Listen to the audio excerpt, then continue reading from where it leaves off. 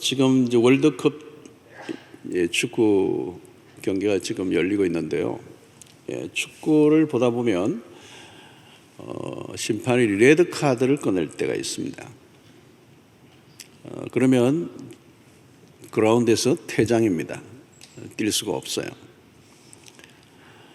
선수나 코치들이 항의를 하죠. 하지만 심판의 그 고유한 권위에 의한 판정에서 승복을 해야 됩니다. 이해가 안 돼도 심판이 가지고 있는 고유의 권위에 순복을 해야 돼요. 성경을 보다 보면 하나님이 레드카드를 드실 때가 있습니다. 굉장히 단호하죠. 그때는 사무엘하 6장에 그런 사건이 하나 있습니다. 우사라는 사람이 넘어지려고 하는 법궤를 손으로 잡다가 즉사하는 사건입니다. 하나님께서 왜 그렇게까지 하셨을까? 법궤가 넘어지려고 하는 거 막은 건데 오히려 상 줘야 되는 거 아닌가? 근데 그 현장에서 법궤에 손을 대는 순간 죽습니다. 자, 이것이 거슬러 올라가면 이런 레드카드는 에덴 동산에서부터 시작이 됩니다. 에덴 동산에서 금지구역. 창세기 2장 17절에 보면 선악을 알게 하는 나무의 열매는 먹지 말라. 내가 먹는 날에는 반드시 죽으리라 하시니라. 절대 금지입니다. 하면 안 되는 거죠.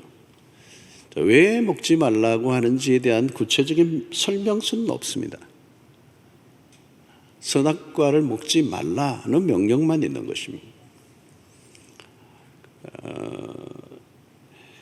인간의 편에서는 명령에 대한 순종만 요구됩니다. 사실 이것이 창조주와 피조물의 경계선이죠.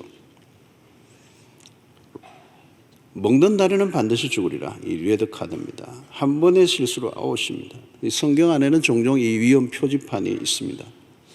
하나님은 한없는 자비를 베푸시지만 간혹 이렇게 레드카드를 꺼내실 때가 있습니다.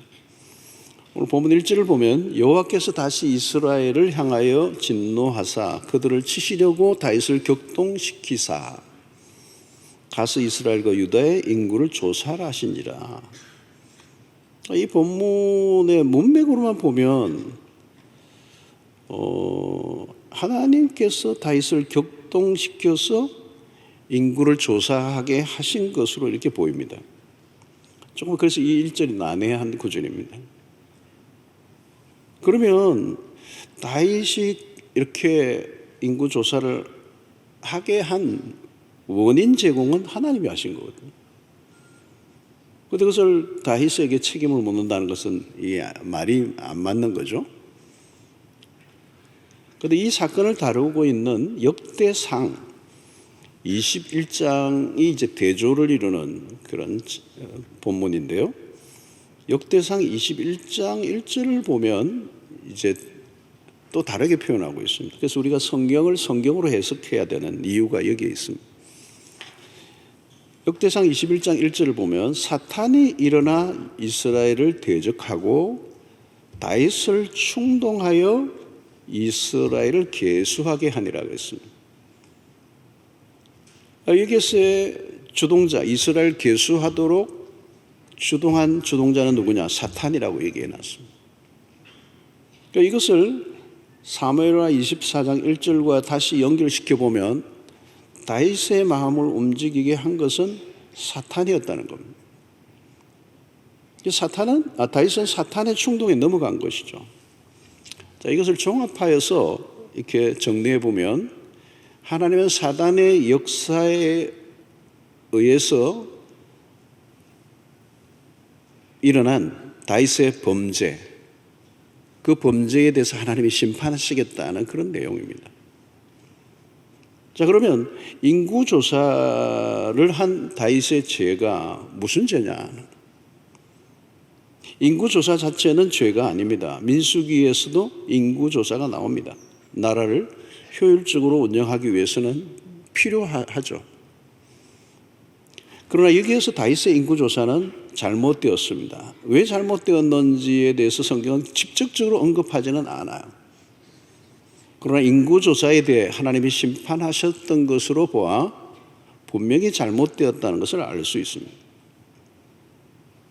자, 이 인구조사로 인한 하나님의 심판 얼마나 대노하시는가를 봅니다. 15절에 이에 여호와께서 그 아침부터 정하신 때까지 전염병을 이스라엘에게 내리시니 단에서부터 부엘세바까지 백성의 죽은 자가 7만 명이라.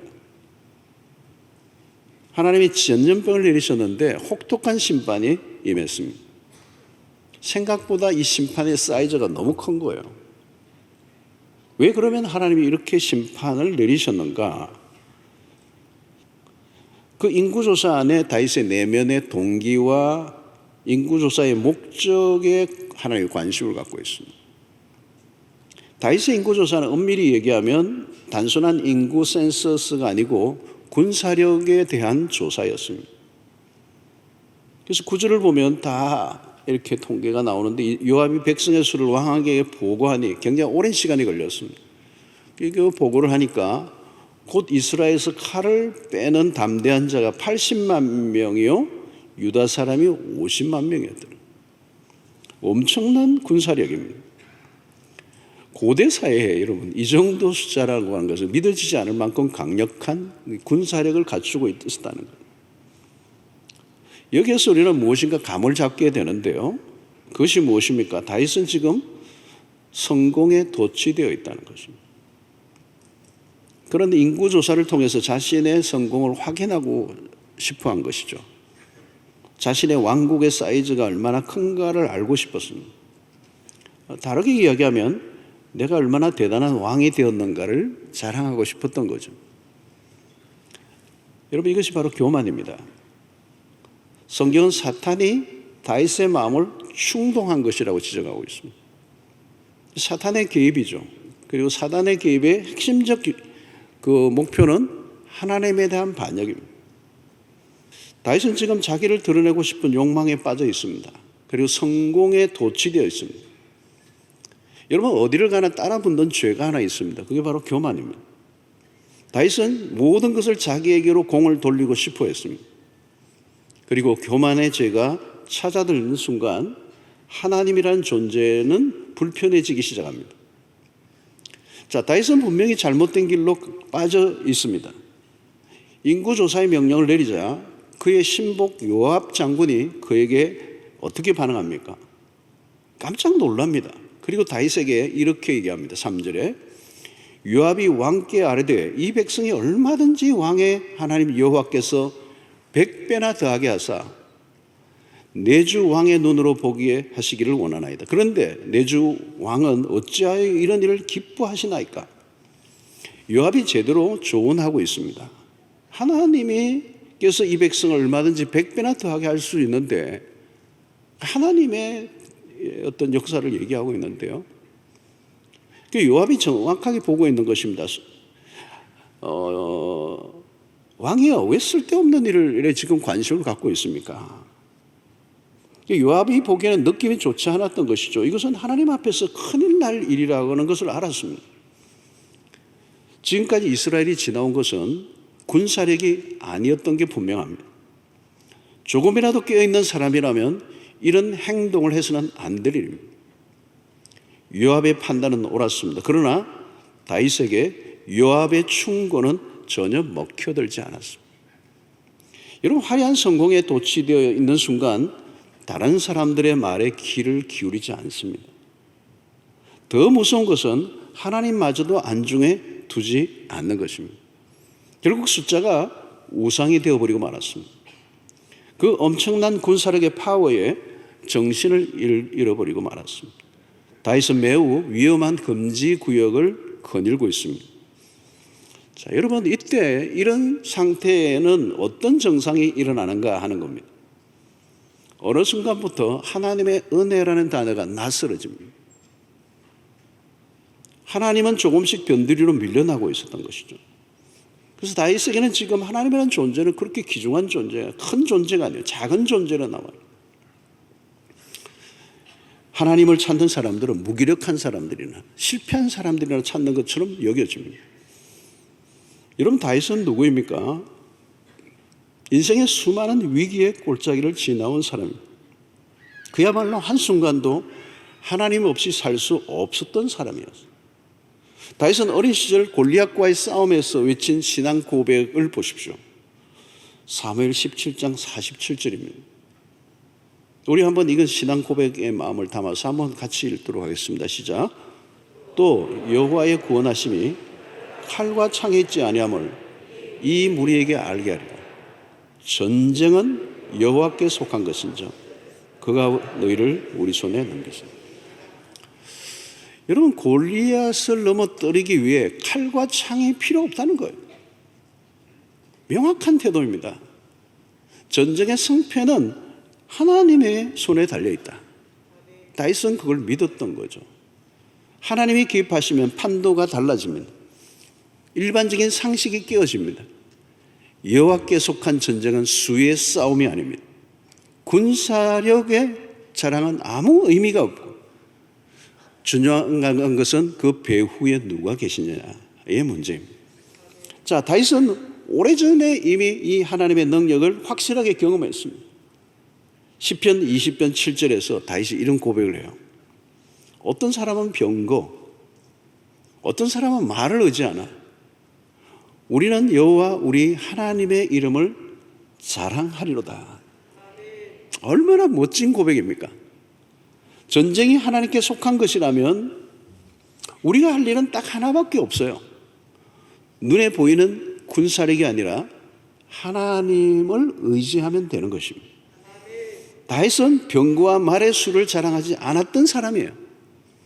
그런 하나님의 이름을 의지한 사람입니다. 자랑은 오직 하나님이었습니다. 그런데 지금은 어때요? 변질이 되어 있는 것입니다. 여러분, 언제나 문제는 이 변질입니다. 변질. 인간이 교만한 순간 하나님을 의지하지 않는 것입니다. 그래서 인간의 추락은 자신의 힘을 의지할 때 일어나는 것입니다. 여러분, 인간은 실패로 망하지 않습니다. 이상하게도 성공으로 망합니다. 하나님보다 자신이 가진 것을 더 의지하기 때문입니다. 결국 다윗은 넘어서는 안 될 선을 넘고 맙니다. 다윗이 군사의 수를 세웠다는 것은 하나님에 대한 반란이에요. 하나님의 자리에 군사의 수를 올려놓은 것입니다.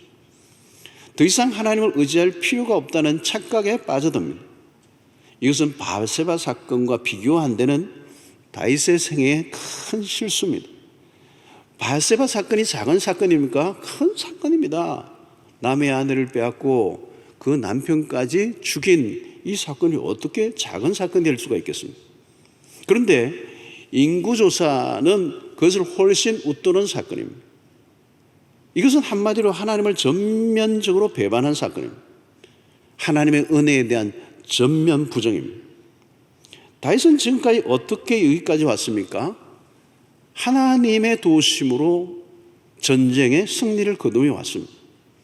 그런데 지금 그는 하나님보다 군사력을 의지하고 있습니다. 옆에서 요압이 다윗의 이 모습을 보고 깜짝 놀란 이유도 여기에 있습니다.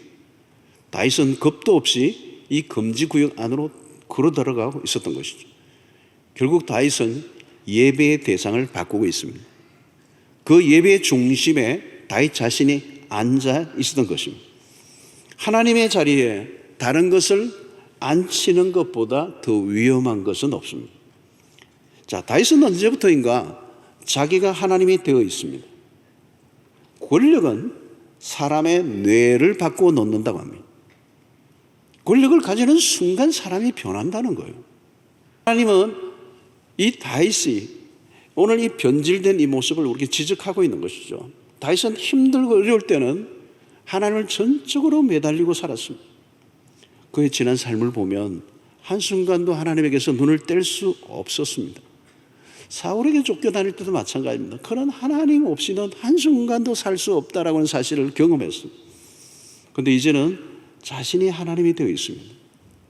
하나님 없이도 살 수 있다는 착각에 빠져 있고 그가 하나님보다 더 높아져 있습니다. 바로 이것이 성공이 가져다 준 끔찍한 변질입니다. 아브라함 카이프가 이 화란의 네덜란드의 이 신학자인 유명한 아브라함 카이프도 이런 얘기를 해요. 형통과 쾌락은 절대로 사람을 하나님과 가까워지게 해주지 않는다. 사람들의 착각이 무엇입니까? 내가 이만하면 살 수 있다고 생각하는 거예요. 그래서 내가 가진 것을 절대화하고 그것을 의지하려고 한다는 거예요. 여러분, 인간의 내면에는 탕자의 기질이 숨어 있습니다. 어려울 때는 하나님 우리가 부르짖죠. 그때 기도 소리는 달라요.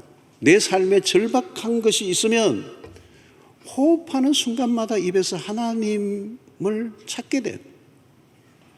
그러나 조금만 혈이가 펴지면 살만하면 변하는 것입니다. 내가 지금까지 얼마나 고생하며 이 자리에 오게 되었는데, 내가 얼마나 수고했는데, 내가 얼마나 땀을 흘렸는데, 이 내가가 나와요. 여러분, 우리 한국이 지금 얼마나 경제적으로 부강한 나라가 되었습니까? 이렇게 번영을 구가하던 시대가 없었습니다. 대한민국 역사에. 번영은 좋은 것입니다. 하나님은 우리에게 좋은 것을 주시기 원하시고 형통케 하십니다. 번영이 나쁜 것은 아니에요. 그러나 위험한 것은 맞아요. 인간의 번영은 하나님으로부터 멀어지게 합니다. 배가 부르면 나도 모르게 기도가 약해지는 거죠. 기도를 하긴 하는데 그게 기도인지 알 길이 없는, 기도할 제목이 없어져 버리는 거죠. 사실 형통의 신학, 이 번영의 신학이 위험한 이유가 그거예요. 그 번영이 오면 기도할 제목이 없어져 버려요. 그걸 추구했기 때문에. 사람이 얼마나 쉽게 잘못된 길로 빠지기 쉬운 존재인가. 여러분, 우리의 신앙생활을 하면서 기도를 한다 안 한다의 문제가 아니에요. 기도하지 않는 것 그 자체가 문제가 아니고, 가장 심각한 것은 하나님을 의지하지 않아도 살 수 있다고 믿는 태도예요. 그런 태도의 중심에는 자신이 하나님이 되어 있는 것입니다. 하나님이 분노하시는 대목이에요. 하나님의 은혜로 살아온 신자가 이런 태도를 가지면 하나님은 참을 수 없어 하시죠. 그것은 배은망덕이라고 하는 것입니다. 결국 다윗은 자신의 잘못을 깨닫고 회개합니다. 17절에 보니까 다윗이 백성을 치는 천사를 보고 곧 여호와께 아뢰어 이르되 나는 범죄하였고 악을 행하였거니와 이 양무리는 무엇을 행하였나이까? 청하건 내 주의 손으로 나와 내 아버지의 집을 치소서 하니라. 다윗의 회개입니다. 여러분, 다윗의 놀라운 점은 회개가 있다는 겁니다. 여러분, 성경에 나오는 모든 인물들, 아니 오늘 우리 모든 인류를 다 포함하면 사람은 다 비슷해요. 다 죄인이에요. 그런데 다윗의 장점은 뭐냐? 죄가 지적되고 그것을 깨닫는 순간 회개했다는 겁니다. 이게 다윗의 위대함이라고 얘기하죠. 그래서 다윗의 스토리가 참 많이 있지만 다윗이 다윗으로서 가장 빛이 나는 부분은 회개하는 장면입니다. 그 시편의 51편도 그 회개하는 시잖아요. 하나님 앞에서 인간이 가지는 가장 기본적인 태도. 그래서 그런 기도함으로, 회개 기도함으로 이 모든 사건이 전환점을 이루게 됩니다. 그래서 사무엘 하의 오늘 마지막 장인데요, 다윗은 기도로 끝을 맺습니다. 그리고 우리가 이 다윗에게 배우는 점은 그가 하나님에게 용서를 구하는 것입니다. 이게 복음이에요. 회개하는 자에게 자비를 베풀어 주시는 거예요.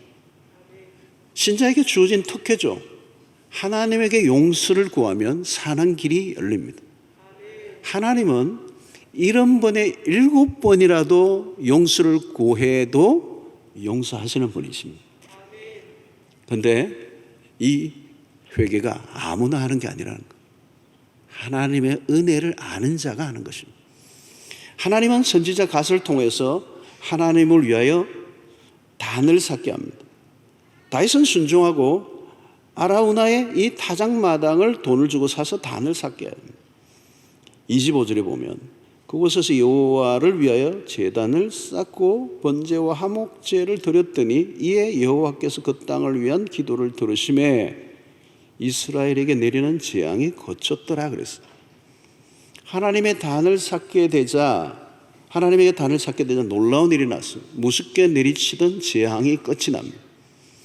다윗이 화목 제물을 드릴 때 여호와께서 그 땅을 위하여 기도를 들으시고 이스라엘에 내리는 재앙이 그쳤더라 하는 겁니다. 여기서 단을 쌓는다는 것은 무엇을 의미합니까? 하나님의 자리에 올려드리는 것입니다. 하나님의 이름에 합당한 예우를 갖춰 드리는 거죠. 여러분, 이것보다 더 중요한 게 없습니다. 다윗의 실패로 인한 그 고통스러운 경험, 그러나 하나님은 그 실패 위에 놀라운 축복을 허락해 주셨습니다. 주나의 복이죠.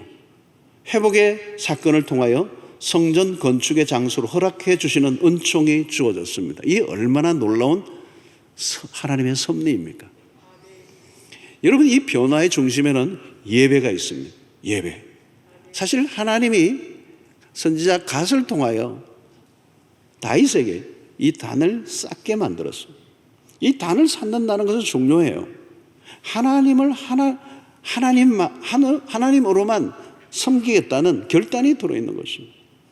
그래서 하나님을 높이고 하나님을 예배하고 하나님을 자랑하는 것. 만약에 그 예배가 실패하면 그 자리에 우상이 자리를 잡게 되는 것입니다.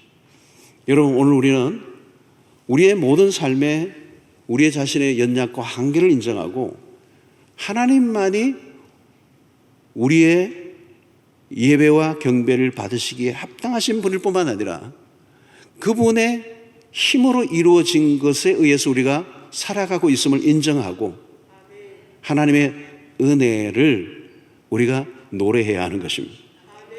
하나님은 하나님이시고 피조물은 피조물이라는 이 경계선을 놓치지 않아야 합니다.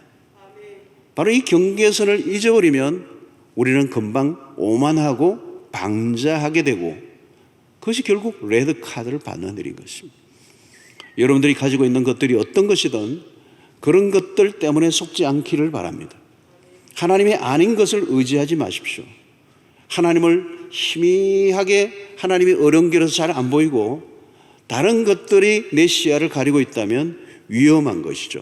빨리 주님에게 잘못을 비고 돌아서야 합니다. 오늘도 여러분, 교회 이 안까지 내 발로 걷고 들어와서 하나님의 임재 앞에서 그분을 예배한다는 자체가 얼마나 놀라운 은총인지 모릅니다. 우리는 하나님의 은혜로 삽니다. 앞으로도 마찬가지입니다. 하나님의 은혜는 설명하기 어려운 것입니다. 그러나 분명한 것은 내가 가진 실력과 열심만으로는 설명할 수 없는 것들이 우리의 인생 가운데 있다는 것입니다. 그것이 은혜입니다. 그래서 모든 것이 은혜입니다라는 말을 우리가 자주 하지만 이것이 영혼 없는 소리가 아니라 우리의 가슴 깊숙한 곳에서부터 나오는 고백이 되어야 하는 것입니다. 여러분, 우리가 성공하는 것이 중요한 것이 아니라 은혜를 깨달아 알아가는 게 중요해요. 겸손은 아무에게나 생겨나는 것이 아닙니다. 하나님의 은혜로 알면 자기 착각에서 벗어날 수 있습니다. 진심 어린 고백으로 내가 믿을 것은 하나님밖에 없습니다. 이 고백, 하나님이 내 삶의 힘이요, 능력이요, 지혜요, 전부인 것을 인정하며 살아갈 때 하나님께서 우리의 삶에 함께 해주실 줄로 믿습니다.